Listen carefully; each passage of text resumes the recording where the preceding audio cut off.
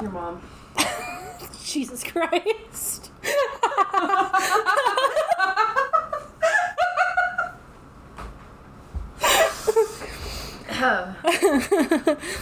Well, I'm Circuit, and this is Alycas. Hello. And we are the Dress Up Disasters podcast. Welcome to our very first episode. Woo woo! This episode is pretty much just going to be us introducing each other, or ourselves, not each other. Yeah, I'll be doing your introduction, you're doing mine. Absolutely. And just kind of talking about where we came from cosplay-wise, because we've been doing this for a hot minute. Yeah. If our cosplay experience was a child, it would almost be done in elementary school. We're pre-Warbler days, guys. We're pre-Arda days. Yep. We're pre-EVA foam days. Yep. We're fucking... We're older than cosplay's consent. Yeah. In our, in our era of actually cosplaying. We're older than that being a thing in cons. Okay, so do you want to go first since you have everything written down? Hi, I'm Alycas. My pronouns are he, they, which is funny considering how I dress. Anyways, that's not important because you can't see me. Anyways, I started cosplaying in 2015, fresh out of high school. And I started my YouTube channel on February 1st, posted a very cringy Loki video, which was my first cosplay. It's a cinematic masterpiece, actually. Yeah, it's 2 minutes of an absolute cinematic masterpiece. Covered in a sepia filter. Actually, there's no filter, that's just how bad my camera quality was. Oh no. So, yeah, my first cosplay was Loki from the 2011 Avengers, because, oh my gosh, was I a Loki girly. It was... Dudes, it was bad. It was really bad. To the point that my picture for my Pinterest is still my Loki cosplay. 10 years later. I think you need to update that there, buddy. Probably. My very first places that I posted cosplay content was YouTube and DeviantArt. And I know for those of you that have been around for long enough, that just gave you a visceral reaction. Wait a minute. I have to look up when Instagram was created, because I think I might predate Instagram. You may predate Instagram, yeah, because I didn't start my Instagram until, what was it, 2018? Okay, no, I don't predate Instagram. Okay. Instagram has 3 years on me. Wow.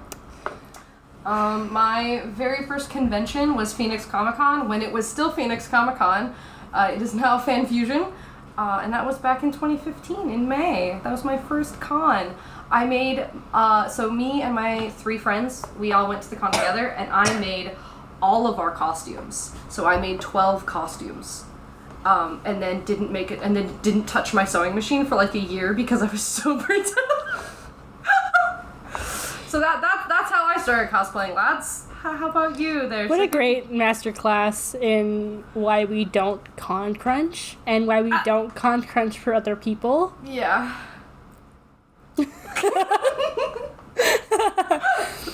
Anyways. I started my cosplay journey, hard, man. I threw myself right into it and became, yeah. It'd be like that. Well, I'm Circuit. I am officially 24 years old as of last month, and I have been cosplaying since April 10th, 2013. Damn. Back when Fan Expo Vancouver was 2 days instead of 3 days. Rough. Those YVR listeners know what I'm talking about. Yeah. My first cosplay was my Halloween costume, which was the 11th Doctor from Doctor Who when I think I was 12 at that point.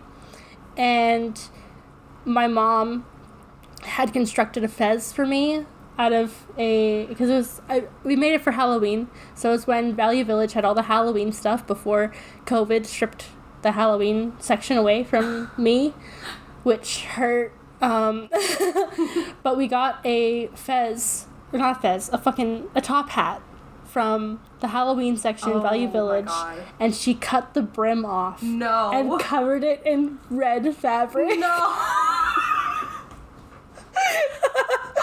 funny face story too later on if we get to it. But my first maid cosplay was about a year later, which was Ponyo from Ponyo. Yeah, Cass knows what I'm talking about. The one you met Yaya Han. The one I met Yaya Han in.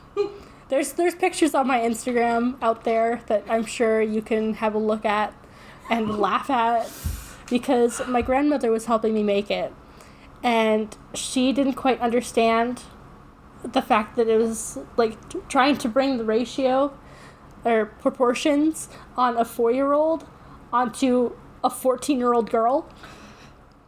So typically when you look at Ponyo, she kind of has like an empire waist, high-waisted thing going on. No, my grandma was determined to put the waist at my waist, which just threw the whole thing off, proportion-wise. And Rough. Of course, this was before Art of Wigs came onto the scene, or really like epic cosplays, before Amazon started selling decent fucking... Yeah. Before Amazon was well known, even. Yeah, because that's still when Amazon was books, mostly. Yup. Like, to put into perspective how long we've been cosplaying, Amazon predominantly did books. It was still when for we started university books, yeah. Like, it wasn't something I even thought about. My first wig, which was for that costume specifically, was from the dollar store, which I had my grandmother cut on my head. Rough. And the pictures show that I made my grandmother cut it for me. Yeah. I've been predominantly going to Vancouver conventions. I only just branched out of Vancouver conventions like last year because I am an adult and I can afford it now. Yeah. I have always kind of been traveling for cons. It wasn't until 2017 that I went to my first Vancouver con. I would always travel out to Phoenix Comic Con, formerly known as Comic Con, now Fan Fusion. I went to my first Fan Expo in 2017 in my Merida cosplay. How brave of you. And, so I've gone to Phoenix for cons, I've gone out to KatsuCon, I've gone down to Seattle for a bunch of cons, I've gone to Portland for cons. I predominantly go to cons on the West Coast. I do want to branch out to East Coast cons, like they look really fun, but But you've already been to the big one. Yeah, I've been to KatsuCon. I want to go to MagFest, which is at the same venue, but like a little earlier. It looks fun. I just want to leave my little sad little pocket of the world for cons. I want to travel and go to the big party cons. Yeah, I also want to go to like cons in foreign countries. Like I want to go to cons in the UK and I want to go to cons in Europe. Mm-hmm. And it would be so neat to go to a con in like oh my gosh.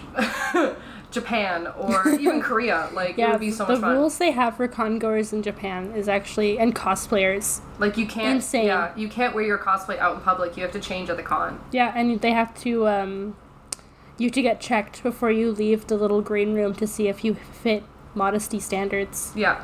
Too, and that's crazy. That's Japan for you. Fair enough. They honestly love their seemingly needless rules. Yeah. I mean, it makes it to where you don't get the funny thing of like guys walking around cons with band-aids over their nipples so that way they can like, adhere to the con rules if you gotta cover your nipples. Because that was rampant at KatsuCon this year and it was so funny because you'd see guys in little booty shorts and then like just 2 band-aids in a cross over their nipples. It was the funniest thing. Like specifically one that stood out was a very tall Gojo cosplayer. And he just had like band-aids over his nipples, and like black tight my booty shorts. question is, with the silicone man chests. Yeah. Do you also have to put band-aids over the silicone? Yes. Yeah, they were making people put band-aids or something over the silicone man chest nipples because if the no nips out. Free the nipple, KatsuCon. There's too many things free at KatsuCon. Free the nip. Hashtag free the nip KatsuCon 2025. Oh god. Get it trending, folks. But I'm going to Katsucon 2025. I don't know if I want to see everybody's nipples. I've seen things at Katsucon. That sounds like a you problem.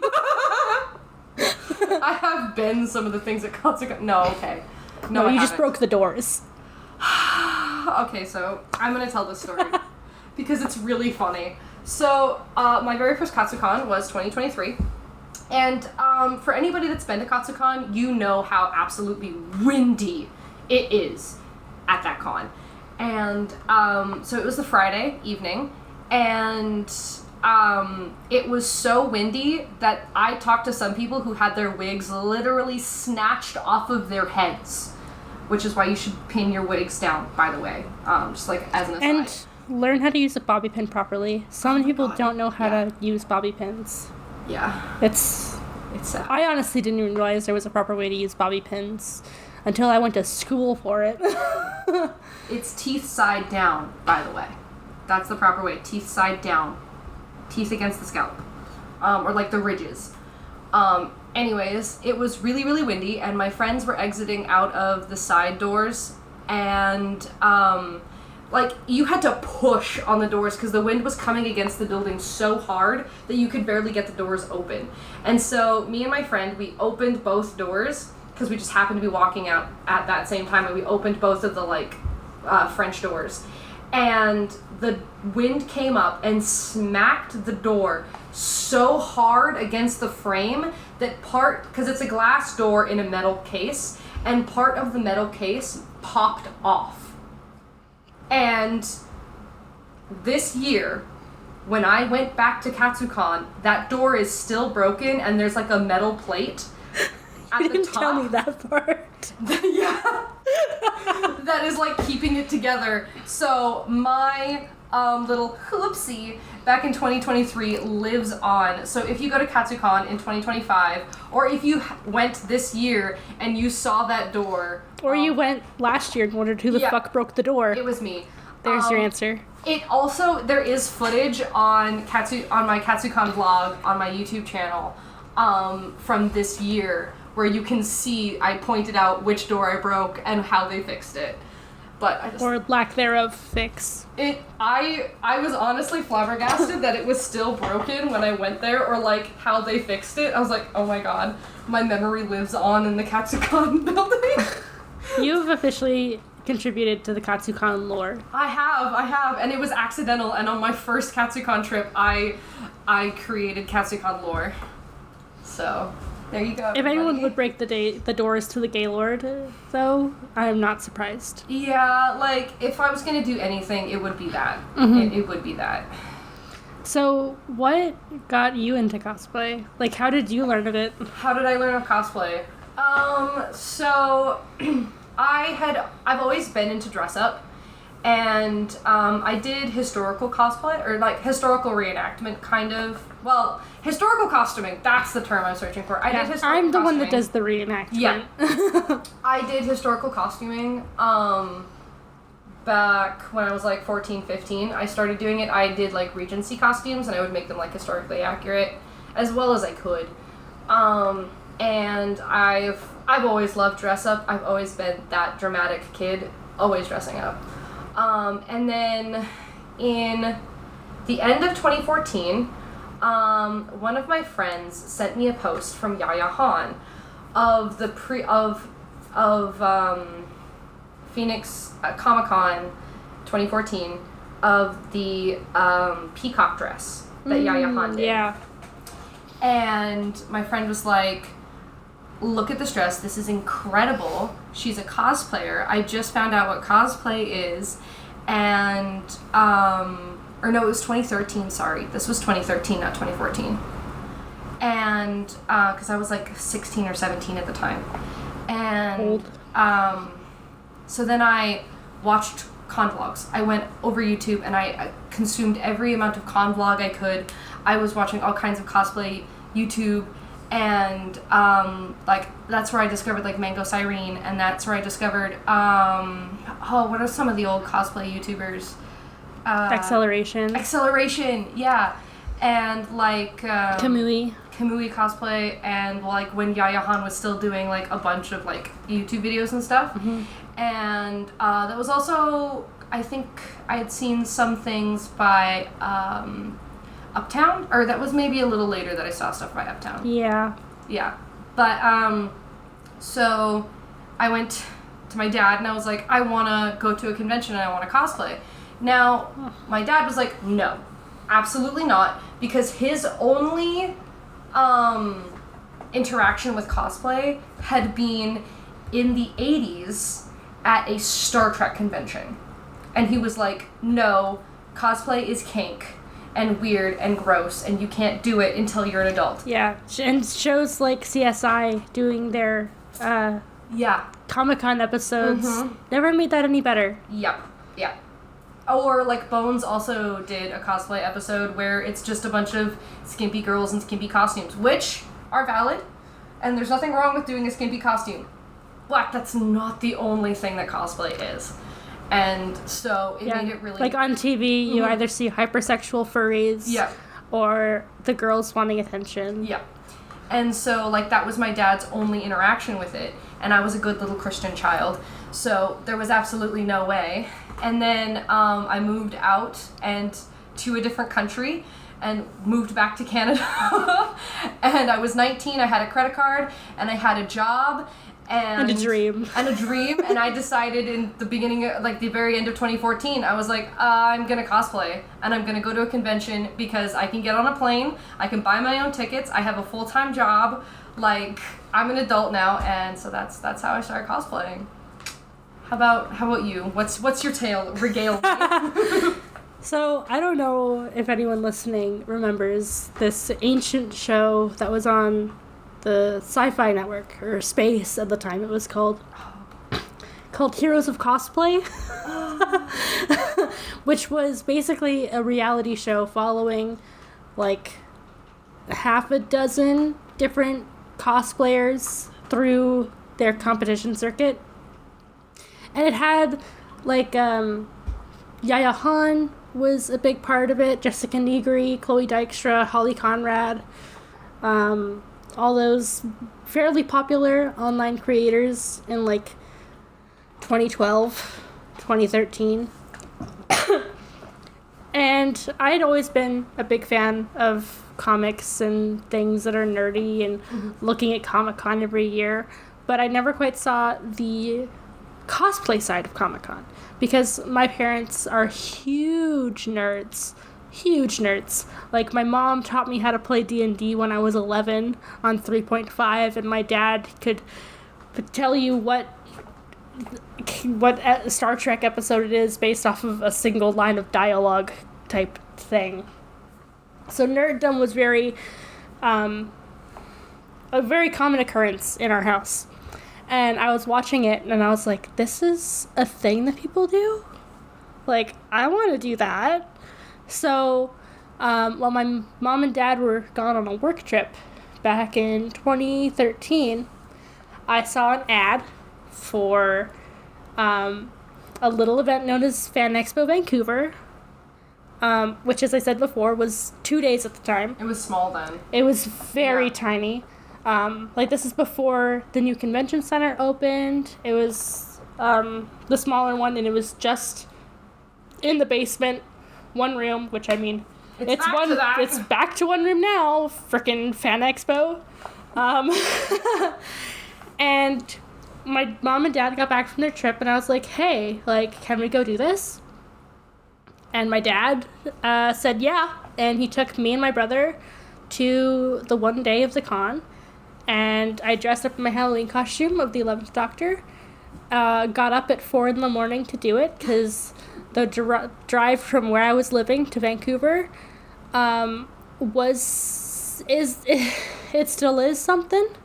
And because we weren't sure how popular the event was going to be, we didn't have any pre-bought passes because this is before we could do that. And we drove out and lined up, sat in line for 2-3 hours, and we're at con for 2 hours before going home. And it then took up every waking moment of every day of my life since. Yeah, once I tasted cosplay, I was insatiable.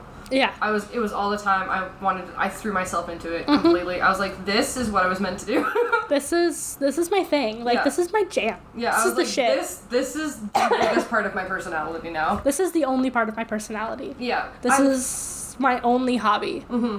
Yeah. I've gone through so many eras of cosplay, though. Like, what would you call, like, your different eras of cosplay? Like, things that you mostly cosplayed from this date to this date, and then how, like, the evolution of your cosplay. I never really did eras in terms of, like, what I would cosplay from, because I've always liked so many different things at every time. Like, there's never really been one hyper focus where I'm like, this is all I want to do, this is the only cosplay I'm wearing forever. Like, the closest I would say to even that would be my current fixation on Zelda, but even that I do lots of other stuff in different versions of her. It was mostly like, especially because I did it so infrequently, because we could only afford to go to one convention a year. Yeah, when I first started, I did one for, like, the first, like, couple years. I couldn't afford to do any more than just one like, I could convince my mom and dad to let me make a costume once a year. And even at that, it would have to be thrift store stuff. Yeah. So, like, my old Harley Quinn costume I made when I was 14.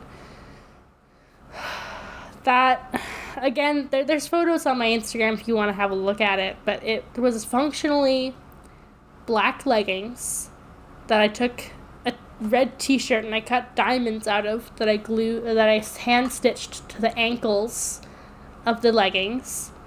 A red tube top I used as a mini skirt that I took a black t-shirt and cut out diamonds and sewed on the front and the back, and then a red tank top that was too big for me.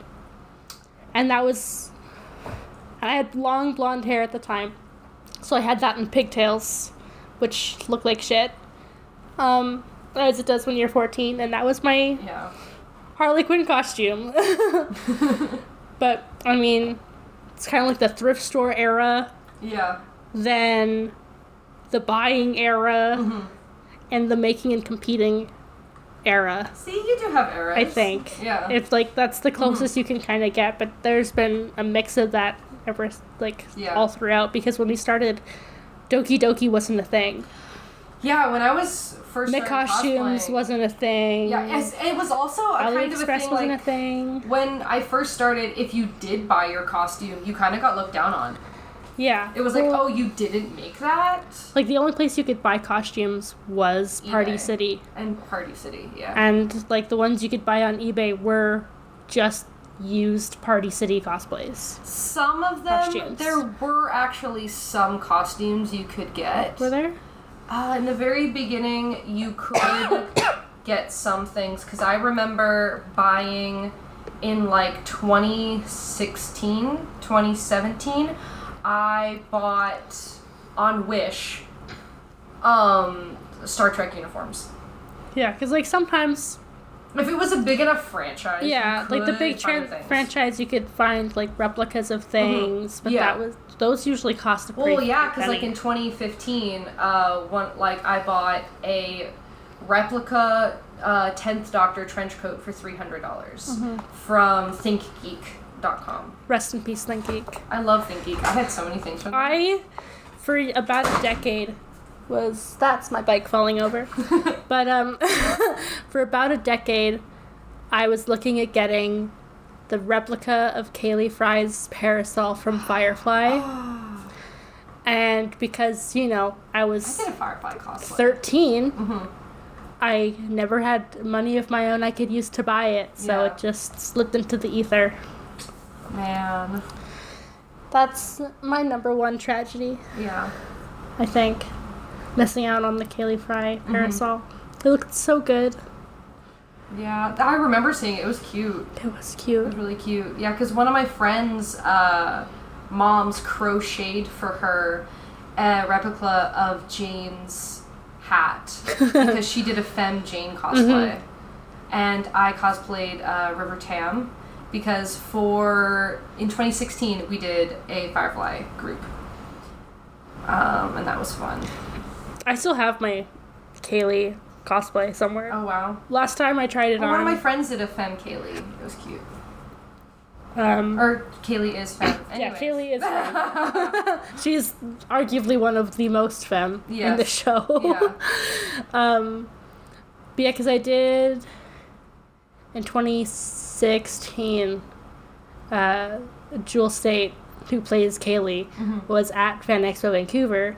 So I and my parents, we owned a military surplus store. So I took an old flight suit, cut the arms off of it, and my mom hand embroidered the patches for me. Aww. Yeah, and I put that on the flight suit, and I had dyed my hair brown because I didn't have any wigs. And It was that long ago. yeah. The good old days of you cut and dyed your hair if you wanted to cosplay something. Yeah, really. And I went and met Jewel. She was very lovely, very nice. Very nice. And we almost didn't go to con that day, too, because the bus driver in Vancouver didn't accept my student ID for the discounted bus rate. Oh. Rough, buddy. But we got there. We got there.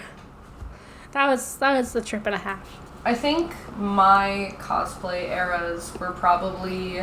I started off doing mostly sci-fi and superheroes.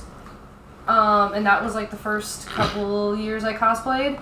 And then I entered my anime era, which I did cosplay occasionally, things from anime in the beginning. Like, it wasn't ever like I just cosplayed from one thing. Like, there would just be like, I mostly cosplayed Disney princesses, and like Marvel, or like superheroes, DC and Marvel, and like Star Wars. And that was the first couple years that I cosplayed. And then I had the anime era where I still would occasionally cosplay those things, but it was mostly anime characters. And You're then, still in the anime era. I am. But then I also got like into cosplaying video game characters as well now. And I went through a huge video game phase, and then now I kind of want to go back into my superhero phase, and it's a problem. Hey, there's nothing wrong with superheroes. No, there's absolutely nothing wrong with it. It's just I either don't have any of the cosplays that I used to have, or like they were so shitty when I first started cosplaying that I'm not touching them. Yeah, well then, yeah. and there's also a problem too with very femme-presenting people dressing up as superheroes and femme superheroes. Oh.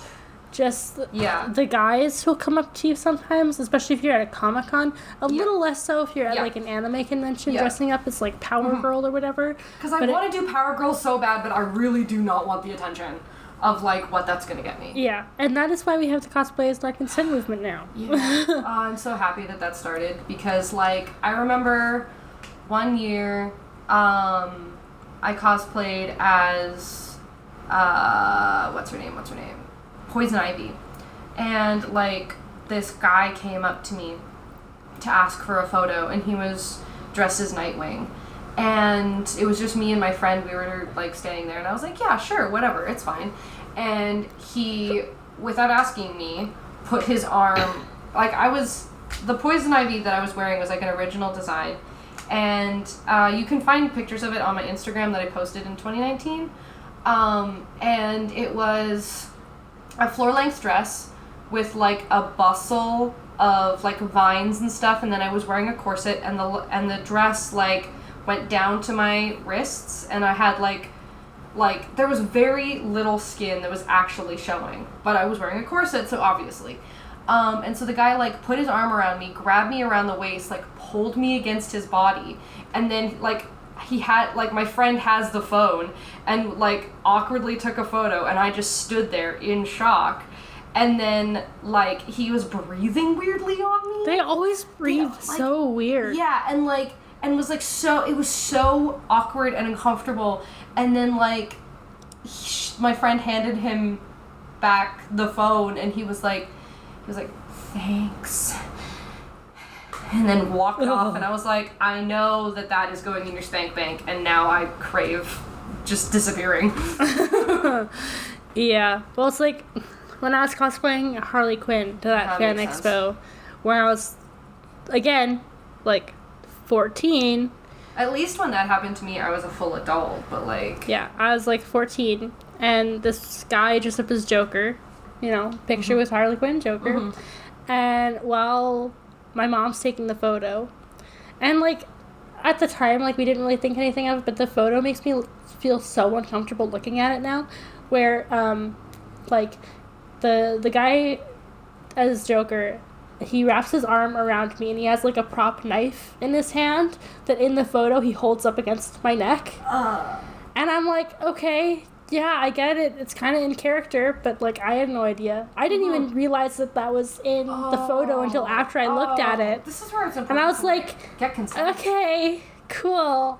Like, I know it's fake and stuff, but I'm like, this makes me a little uncomfortable. Well, that's where it's like, if you want to do something for the photo, you have to ask the cosplayer and everybody involved in the photo if it's okay. Like, you have to get consent for everything. Yeah. Like, even if it's just holding a prop gun up against somebody, they might not want that.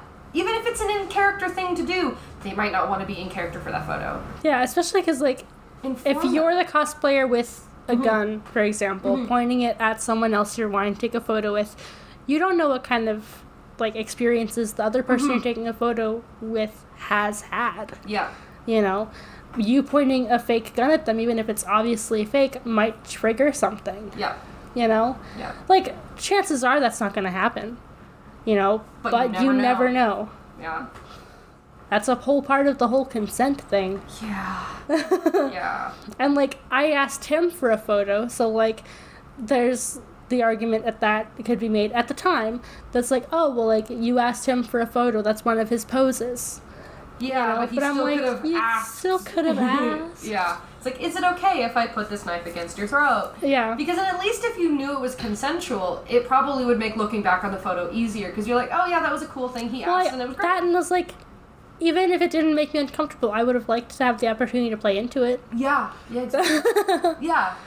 And that's another thing. If you ask for, like, something to happen in a photo, instead of just doing it, you're going to get a lot, probably better reaction and a probably better photo. It's like the people that take random photos at cons without asking the cosplayers for permission. I hate that. I hate it so much. So much. I've gotten to the point where I'll tell people, be like, ask next time. You need to ask. You and I, we were at a con just on Saturday, a couple days ago, where it was at a venue that was in the middle of a very public area in Vancouver. Like, there was a whole big public market happening right outside, and another one a little bit down the street. And all day, I was watching people with their phones recording the crowds. Yeah. And I'm like, this is, like, I know we're in a public place, but we're also not necessarily a spectacle for you. Yeah, exactly. Yeah, exactly. You know, it's the same problem I have with conventions that happen in Vancouver at the convention it's right center. at the docks where all the tourists come off of the boats. And, like, I can't, to a degree, I can't necessarily fault the tourists for that come off the ships, because a lot of them are foreign even to Canada. Yeah. So they just assume that, like in the States, in places like Vegas, where there are character actors out on the street, where that's their job and they're there for the tourists, a lot of them assume that that's what's happening.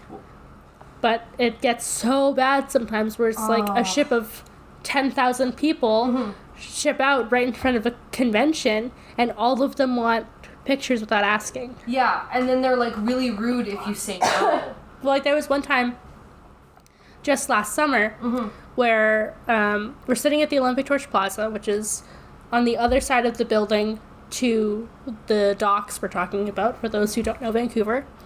And we had just gotten some food, and we were just sitting in that little courtyard to eat.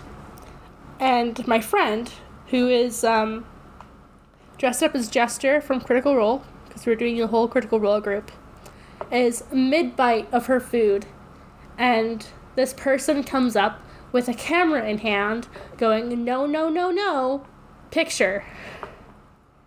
Yeah. And she's sitting there, literally with a fork to her face and going, huh? Yeah. Like, okay. Well, it was like that same con, those same tourists, my friends and I were also by that torch, and this lady came up and started, like, filming everybody that was there, and one of my friends was like, you can't just film us without our permission. And she was like, I'm filming the torch, and we're like, not at that angle, you're not.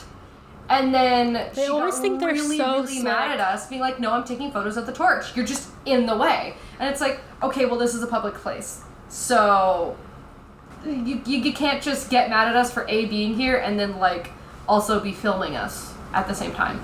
Now, the tourists that come up, some of them are so lovely. Like, one con, some of them are great. A lot of them are great. Yeah, a lot of them are great. Like, one time, back in, this was, I think, 2019, AR 2019, I was dressed as Sailor Moon, and there was this Japanese guy, and he came up and was like, oh, Sailor Moon, that's from my country, and he got so excited, and it was so lovely. And then that same day, there was this little Japanese lady that came up, and she asked for a photo, and she loved it because she was like, you know, Sailor Moon is so lovely, and it's from my country, and she got so excited that people over here were, like, appreciating Japanese culture. And so, like, sometimes it's a lovely experience, and then other times it's, you know, I was dressed as Black Widow, and I was in the middle of a panic attack because I didn't have my phone on me. It was 2017. I didn't have my phone on me. I couldn't find my friends, and we were supposed to be leaving the con soon, and I had no way of contacting them. I had no way of finding them. And this guy came up, put his arm around my shoulder. I'm mid panic attack. And he's like, photo. And I was like, no, I have to go. And he's like, photo. And kept taking selfies with me. And it was so awful. And he's just like, just, if you ask nicely, you will get such a better response than just, like, demanding things of people. Yeah, because, like, honestly, for me personally, and this isn't a lot of cosplayers. This is just kind of for me. Where it's like, even, like, say the convention has its own food court area with seating, like Fan Expo does that a lot. Yeah. If I'm having lunch, and someone comes up and they ask me nicely for a photo, I'll still get up. Me too. Right? I know a lot of people are like, my eating time, if I'm sitting somewhere, that is my downtime. Under no circumstances are you getting a photo. But for me, I'm like, if the person is nice and being really nice about it, like, I feel like super excited, and they're like, oh my gosh, I've been looking for this character, I love your cosplay, can I get a photo? And they're just nice, then, like, I'm gonna get up, because, like, you know, I do enjoy the attention, and I want to make somebody's day. Like, I might not put my gloves back on, but I'll get up for the photo. I'm not grabbing my prop, but, you know. Right, like, that happened to me at Fan Expo when I was in Mollymock. Where I'm trying to eat my chicken nuggets with my fucking gloves on, trying not to get them all gross and greasy. And this woman comes up, very clearly, very visually excited. It's like, I know you're eating, and, like, you can tell me to fuck off if you want, but, like, can I get a photo, please? Aww. And I'm like, yeah, sure, why not? Like, absolutely.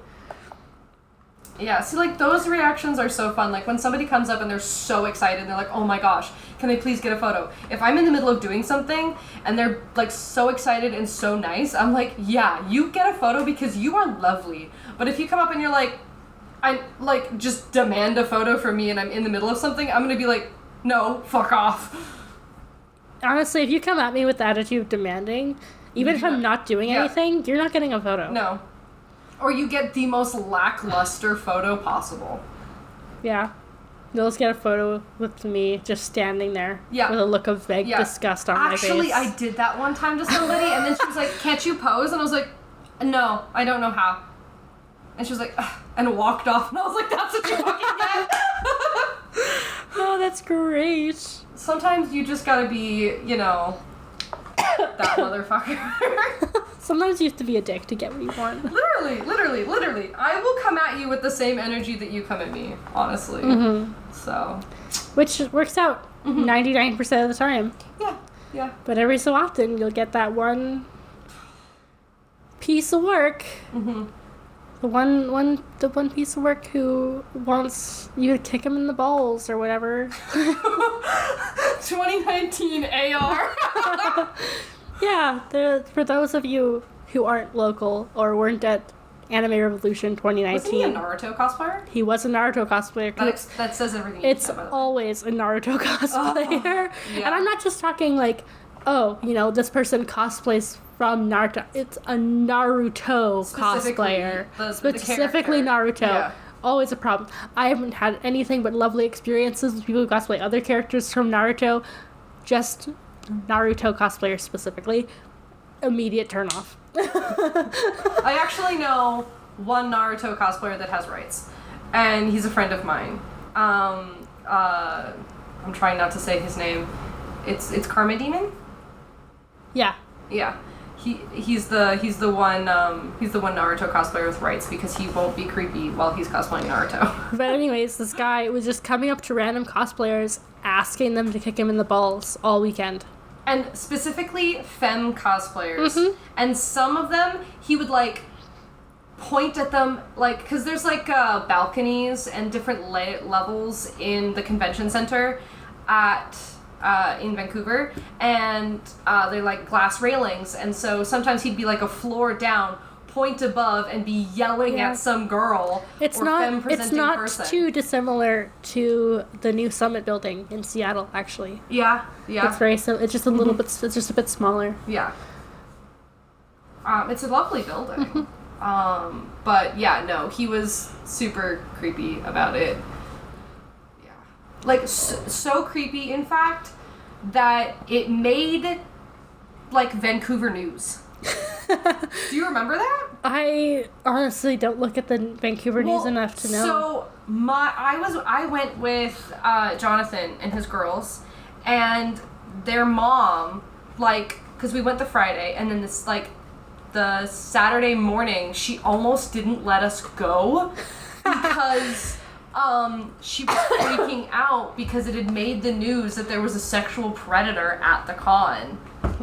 I think that was a different dude, though. No, but there was also references to, like, there being several sexual predators, and then also a guy running around asking girls inappropriate questions about kicking him in the balls. That's just the standard anime convention experience in Vancouver. Yeah, unfortunately. Specifically AR, because there are no others. Yeah.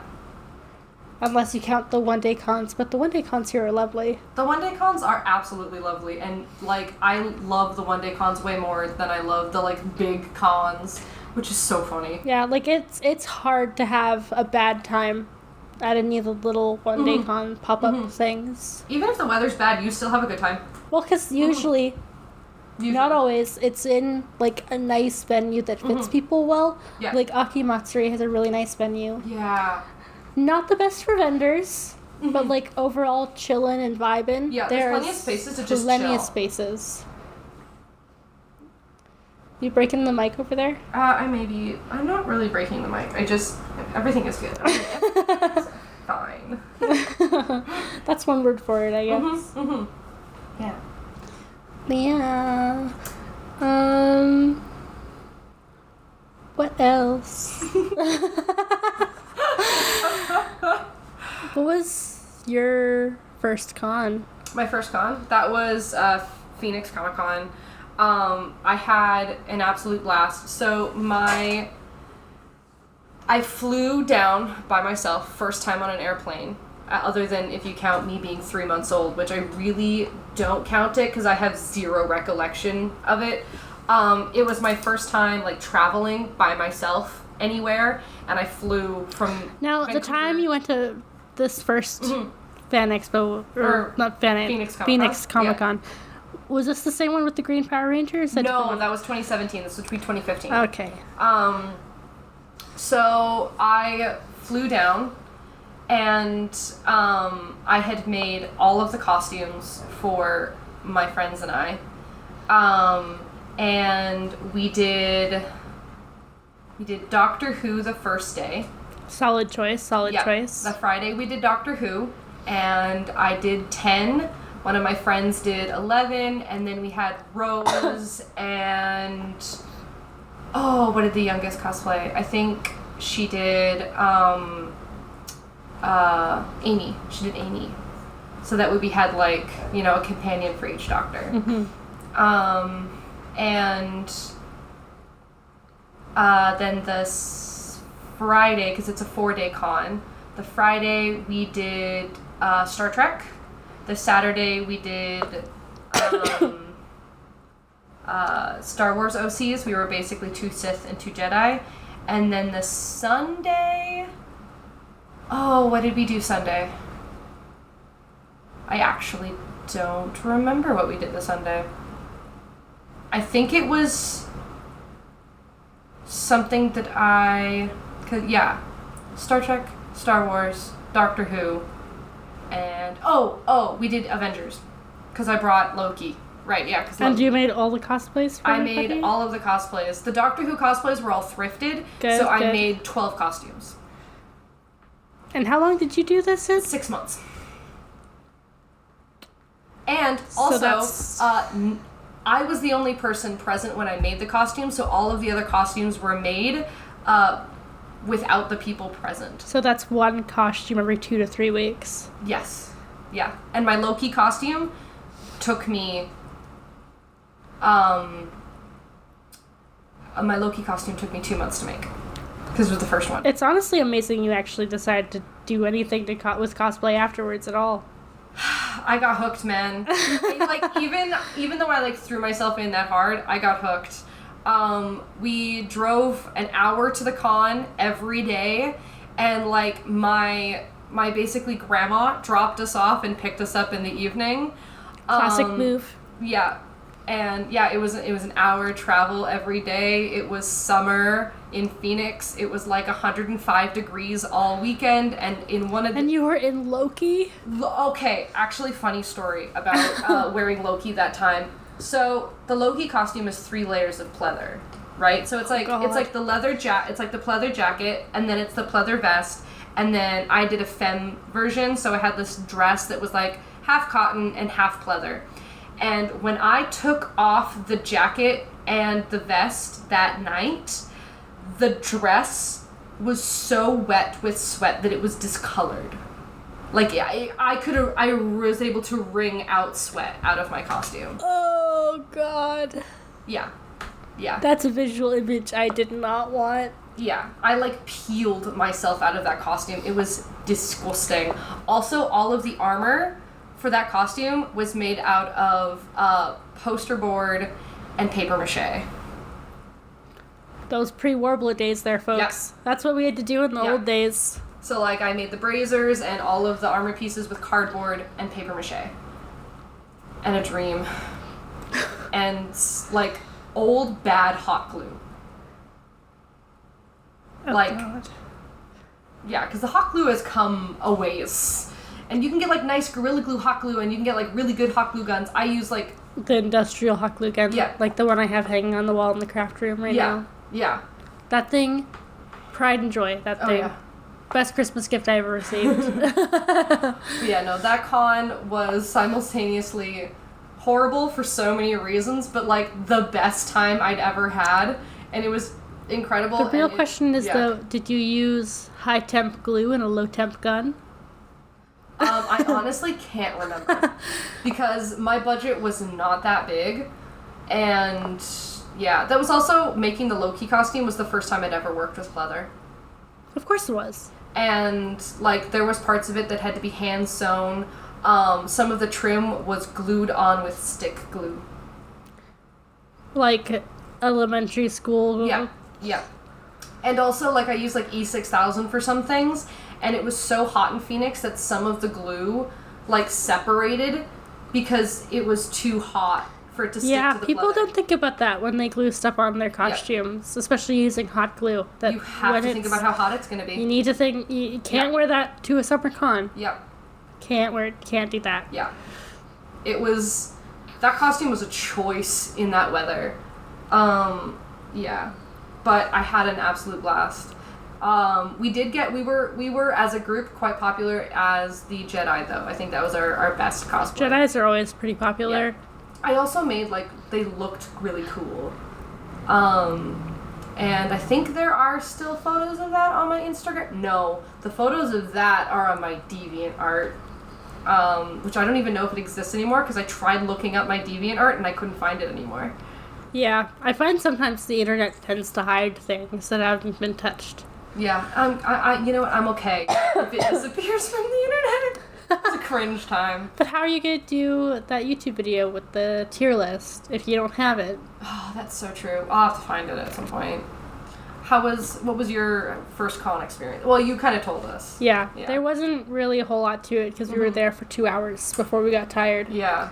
I threw myself in 4 days first con. But the funny thing is, though, with that con specifically, now, my younger brother, he has a tendency of either agreeing to do something, at least when we were kids, of doing something very last minute and being like, I don't want to be left out, I want to do this too. Oh no.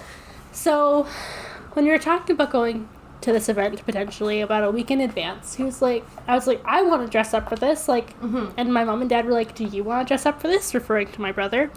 And he goes, no, I don't know, I don't think so, like, that doesn't really seem like my thing. And then I was getting everything ready the night before the convention at like 9 p.m. at night, and my brother goes to my mom and goes, I want to dress up too. And she goes, what?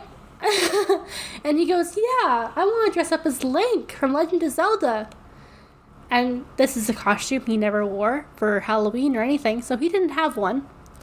And then my mom was like, okay, you think we have a green bed sheet somewhere? Circuit, what's in your closet? What do you have? And I then get raided. My closet gets raided for belts, my winter boots, and a pair of leggings. And my mom spends up all night making a makeshift hat and a tunic, which is functionally a poncho in the shape vaguely of a t-shirt, because the sides weren't sewn up. So it was literally a big T with a head hole that was tied together with 3 of my belts, and he was shipped off. Hey, you know what? She came through. She did come through. She stayed up until 5 a.m. having to work the next morning to make sure Nigel had something to wear. Cosplay parents are wonderful. Yeah. We stand cosplay parents. And she didn't even get to go because she had to work.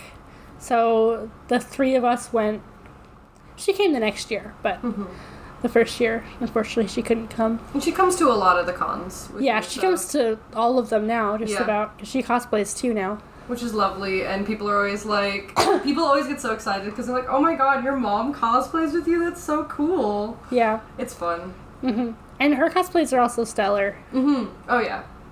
Very much so. I love that she gets so into it, and like we'll all be sitting there and she's like, oh, I gotta work on my cosplay. It's so fun. Or like she'll be like, oh, what wig should I get for this cosplay? And so we sit there and we try and find her wigs and stuff. It's fun. It's fun. Yeah, she'll go to a Sakura Con or whatever and spend $200 at the Art of Wigs booth. Yep. We absolutely stand cosplay parents. It's so this fun. year at Sakura Con, she didn't spend all that money at the Art booth. Instead, she saw a makeup booth that she spent almost $300 at. So valid. And I'm like, oh god. Yeah, because she goes like all out. She goes like body paint all out. Like she is into it. Yeah, I had to teach her how to use body paint. Well, it's like Jonathan, who's like basically my dad. He goes so hard. He calls me the wig expert, and so I will like source wigs for him, and I style his wigs, and he goes like contacts, and like if the character wears riding boots, he's wearing riding boots. Like he's a part of the 501st, and like he takes all of his girls to like cons, and like it's also great because like, you know, there's always those creeps at cons, and it's nice to have, like, a parental figure, because the creeps stay away when you've got, like, your mom near you, or your dad near you. Or someone who they could perceive as either a or. Parent, yeah.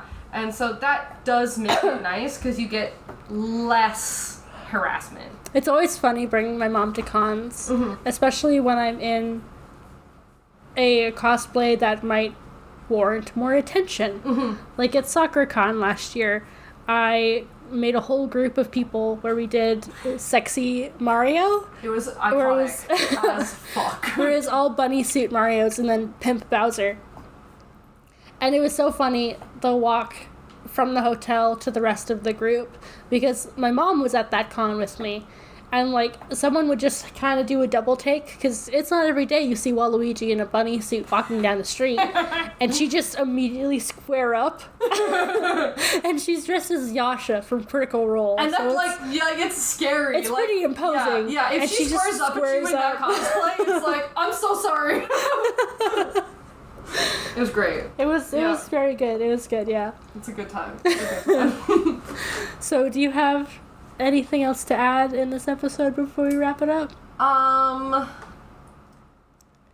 Emphasis on asking for any kind of content that you want in a photo. Because oftentimes, if you want a really cool shot, 9 times out of 10, the cosplayer is going to give you that cool shot. Because they also want the cool shots. Exactly. They want the cool shots. They want to, like, play it up. So if you want a cool shot, you literally just have to ask. Especially if you already know that cosplayer does content creation.